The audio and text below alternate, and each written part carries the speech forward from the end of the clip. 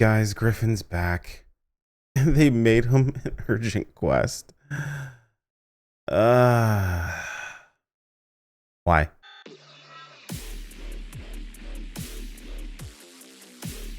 Yo, what is going on, my fellow weebs? Colonel here, and welcome back to the channel. Another week has passed, and I have another update video for you guys today. But before we jump into that new year, hey, we make guide videos, general yapping, informational content, of the occasional gameplay showcase. That's kind of your jam.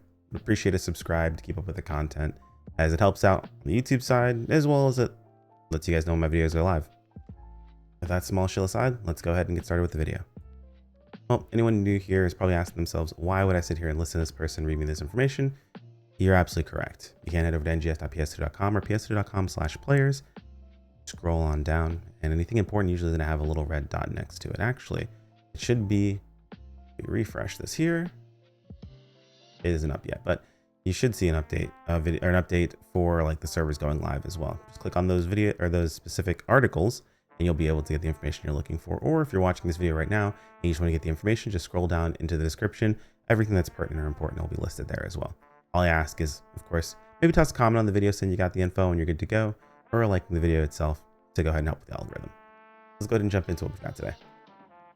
Like I mentioned in the intro, Griffin is back. We have a limited time urgent quest. Resonant Twin Shadows Shake the Wetlands.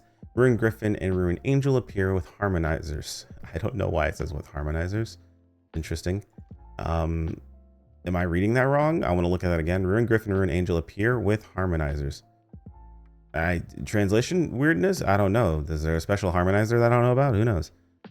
If they're not downed at the same time, they will both revive after a set time. They say harmonizers, they mean like they're connected? Is that what they're trying to say? Weird. Wear down their HP at the same time and defeat them together. Obstacles will get in your way after HP reaches a certain level. How will you handle them as you attack? Honestly, what I'd recommend is anyone who's ranged, just jump Griffin, no matter what the situation is, because trying to deal with that guy sucks. Basically all casters, all range, jump Griffin, make life for your melee easy, but it's likely not going to happen. You're not looking for any form of coordination in random UQs, especially not random LT UQs. Moving, I of course need limited time tasks to go along with that as well. That can give you some nice little rewards, and I'm sure this is also going to drop some of the new stuff that's available. So pretty cool stuff there. Update for Leciel. So Leciel exploration updated and more. New gameplay elements added to Leciel exploration of environmental testing zone. In addition to increasing enemy levels, player ability buffs, and the new boss Ruin Angel, Ruins Grons also appears here. So we have a new update for Leciel, get some new buffs, get some new, just generally new stuff to go along with Leciel. They're going to update. This is like the regular version of it. So you can see here, if you look at the actual map, it's kind of like the big spread out version of it, not the newer one that we got. They're going to kind of go back and forth with updating this. Now, this is mostly going to, oh, actually, I'm sorry, there's more thing. 2 new player ability buffs that boost your PA based on your HP management, and more. And then available on rotation in Leciel combat, combat analysis zone survey. And then the main reason for this is because they've also increased or added a new augment capsule, Lewis Hal Finale, or Lewis Hal Finale, whatever you want to call this, can be created in the item lab enhancement materials. You're likely going to get the materials you need from doing Leciel exploration. So pretty cool stuff, and of course more limited time tasks. And then we've got an updated SG scratch. They bring back mesh shirt and Aerie summer dress and NGS specs. This is like bittersweet because yeah, mesh shirt's back, but like what was really good with mesh shirt was his actual outerwear. But they've pulled, I think it was like the Duskwake set from Type 2 on us on Type 1 as well by not giving us the actual outerwear. It's really annoying, but it is what it is. Moving forward, we also have the Cursed Emo. We have Freshen Up. Cool stuff here. Next season of the NGS mission pass.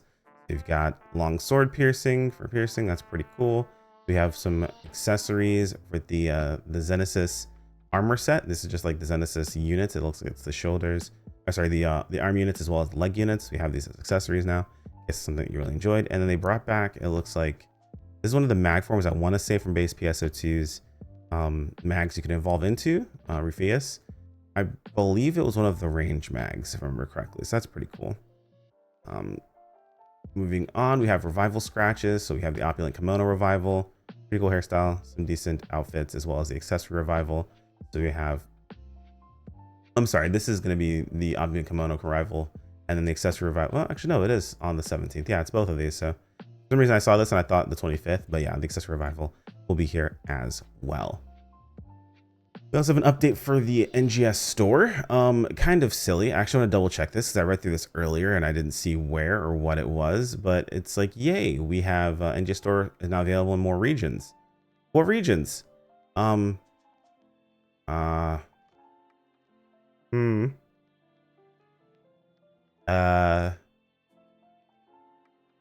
okay. It doesn't say. It doesn't say what regions it's available in. And this is going to sound a little nitpicky, but this is a really unflattering looking site.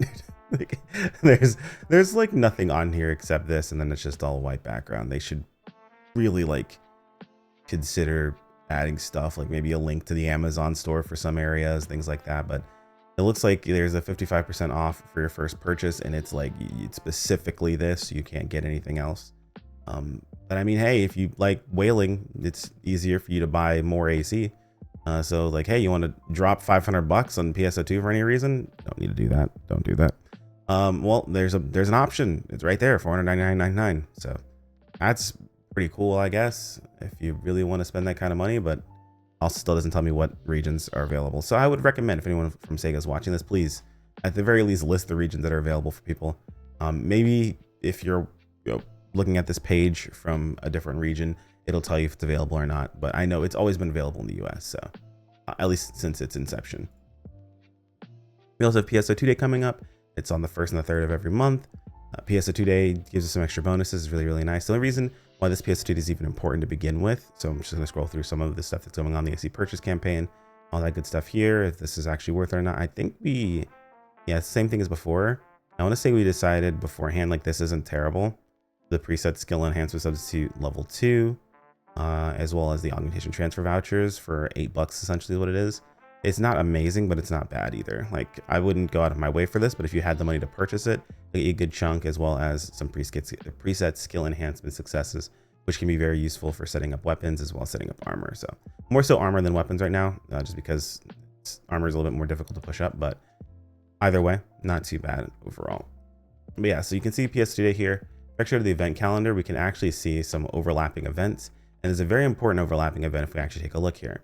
So we can see we've got PSO2 Day from the 21st actually to the 24th at 4 a.m. essentially. So it's being pushed a little bit further. But if we look at the very top here, we have not only double the drops pre-announced urgent quests, we also have the boost campaign on the 23rd. So we have this crossover of the 23rd into PSO2 Day. And that's 11 p.m. So it's not going to be like the most amount of time, but there's like just a very specific crossover time on this boost campaign. So it's over here. Take a look really quick. Actually, it's easier if I just do this. We'll take you directly to it, right? So from part 2, Tuesday, 11 p.m. ET until the start of maintenance, a boost campaign for the Altered Realm Exploration, Altered Battle Line West Desert area will be held during the above periods. Rare drop rate plus 250%. Drop item preset skill rate plus 150% boosts for everyone during the campaign. So it's like a very small window of just like massive boosts for some stuff. That's probably when I'm going to be farming personally. I mean, it's cool, don't get me wrong, but it's one of those situations where it's a really, like, I don't know why they made this window so small. Like, what the purpose was of this starting at like 11 p.m. If this is like a typo, that makes sense. 11 a.m. would make more sense for that time to start, but like 11 p.m. until the start of maintenance, a couple of days later, is just, it's very silly as a time frame, right? Like you basically force everyone into a very small time. So the optimal time to farm in that situation is really, really nice crossover is after 11 p.m. EST or ET or whatever, EDT, I'm sorry, 11 p.m. EDT, if you're going to be farming those areas.